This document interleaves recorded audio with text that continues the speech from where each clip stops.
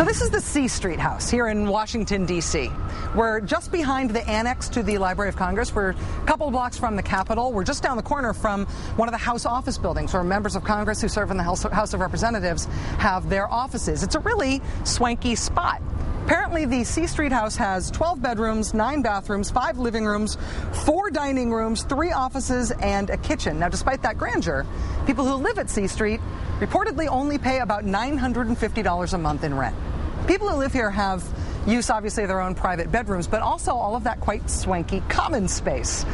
They also reportedly have maid service. This is all provided by the Fellowship or the Family. It's a secretive religious group that from time to time has denied its ownership of the C Street House, but it is tied quite blatantly through tax records and other documents to this house.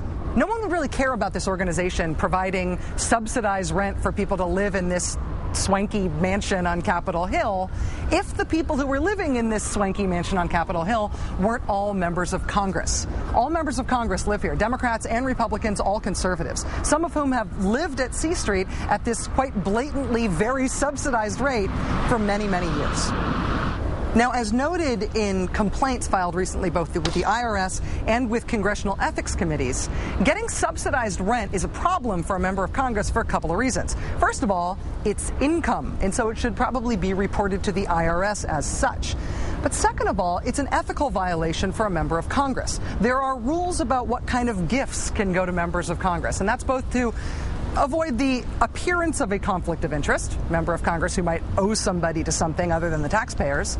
It's also to avoid an actual conflict of interest so that members of Congress really don't owe anything to anyone other than the taxpayers who voted to send them here. So far, there's been no action taken on either the IRS complaint or the complaint to the congressional ethics committees. But that does not mean that members of C Street are taking this lying down. They at least have been complaining to the press about complaints about their subsidized rent. 2 residents of C Street have recently made the same sort of novel defense, or at least novel distraction move about their subsidized rent. There's no subsidy. It comes up every couple of years. This is a group that puts on the national prayer breakfast that every president speaks to. I think if they want to look at subsidized housing, they ought to look at the 40 or 50 congressmen who sleep in their offices, and that's totally subsidized by the taxpayer. But there's no taxpayer dollars involved with where I stay, and actually it's the most expensive place I've ever stayed in Washington. I look for a cheap place because I have to pay for it with my own money. Do you still stay there? Yeah. Senator Jim DeMint isn't the only C Street resident who's been making this case. Similar argument also made recently by Congressman Zach Wamp. He said almost exactly the same thing to a reporter recently who asked him about the C Street rent subsidy. Zach Wamp said, quote, "I have lived there," meaning here, "for 14 years. Isn't it interesting that this just now comes up? Over 50 members live in their offices for free, subsidized by the taxpayer." You know, at the beginning of this scandal, people who live at C Street first just denied it altogether. What is this C Street of which you speak? What is this family? We have never heard of such a thing. When the on-the-record facts caught up with those denials, then they tried a new line. The second line of denial was that there was no subsidy of the rent paid for by C Street members. Now, if there's no subsidy, well, that would mean that these guys are paying market rent.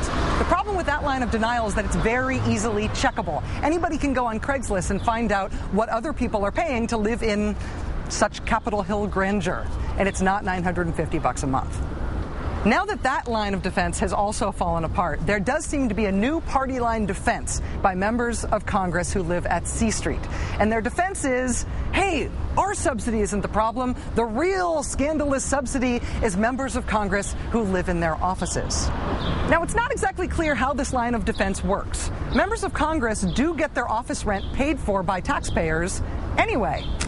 So if you choose to sleep in your office that's already taxpayer paid for, what exactly is the extra thing that taxpayers are paying for? I guess it could be the electric bill to pay for your nightlight?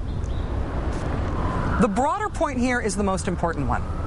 Living at C Street is an ethics liability because somebody other than the taxpayers are paying these members of Congress on the side. I mean, members of Congress are supposed to represent the taxpayers. They're paid by the taxpayers. They're not supposed to be secretly funded by anybody on the side. That's why this is an ethics issue in the first place. The broader point here is the most important one. living at C Street and getting a rent subsidy is an ethics issue because members of Congress are supposed to be on the taxpayers' payroll. They're not supposed to have somebody else secretly paying them on the side, somebody who we all have to wonder if they're beholden to in exchange for that gift that they've been getting. A member of Congress sleeping in his or her congressional office isn't beholden to anybody other than the taxpayers. They're just maybe a little more beholden to the taxpayers than they already were supposed to be in the first place. I'm not sure that C Street members are coordinating their defenses. Sometimes it seems like they are, since they keep saying remarkably similar things to reporters at remarkably similar times. This latest defense, that their subsidy isn't problematic, but somehow sleeping in your congressional office is, doesn't make much sense to me. But I have to admit, I'm really looking forward to hearing what their next defense is.